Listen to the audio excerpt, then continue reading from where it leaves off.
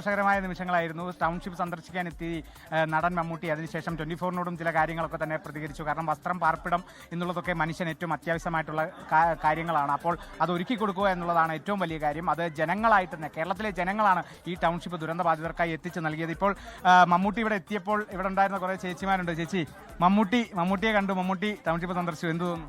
നല്ല സംതൃപ്തിയോടെയാണ് സാർ ഇവിടെ നിന്ന് ഇറങ്ങിപ്പോയത്. നല്ല സന്തോഷമുണ്ടായിരുന്നു. ഇവിടെയുള്ള ആൾക്കാരെല്ലാം, സൊസൈറ്റീൻ്റെ ജോലിക്കാരും ഇവിടെ ടൂർ വന്ന ആൾക്കാരും എല്ലാം കൂടെ ഇവിടെ ഒത്തുകൂടിയിട്ടുണ്ടായിരുന്നു. നല്ല സന്തോഷത്തോട് തിരിച്ചുപോയി. അപ്പം ഈ ടൗൺഷിപ്പ് വീടൊക്കെ കണ്ടപ്പോൾ എന്താണ് പറഞ്ഞത്? എന്തെങ്കിലും സംസാരിച്ചായിരുന്നോ? സംസാരിക്കാൻ പറ്റി? മമ്മൂട്ടി സംസാരിക്കാൻ പറ്റിയില്ല, ദൂരെ നിന്ന് കണ്ടതാണ്.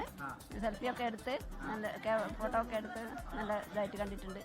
പുള്ളി വന്നപ്പോൾ ഭയങ്കര ഹാപ്പിയായി. എം എ ബേബി കൂടി വന്നിരുന്നു. എം എ ബേബിനെയും കണ്ട് ഗവൺമെന്റ് നല്ല കാര്യങ്ങളല്ലേ ചെയ്തത്. ഇത്രയും ആൾക്കാരെ ചേർത്ത് പിടിച്ചതിന് ഗവൺമെന്റിന് നല്ല പെട്ടെന്നൊരു സർപ്രൈസ് ആയിരുന്നു മമ്മൂട്ടി വന്നതും കൂടി നല്ലൊരു ഇതായിപ്പോയി. നമ്മളിന്ന് വന്നത് ഏറ്റവും ഞങ്ങൾക്ക് ഭാഗ്യമുള്ളൊരു ദിവസമാണ്.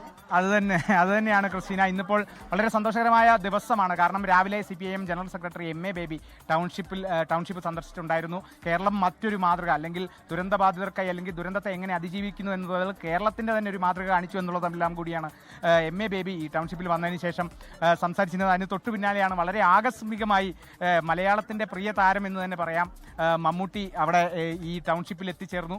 ശരി കാളിദാസ്.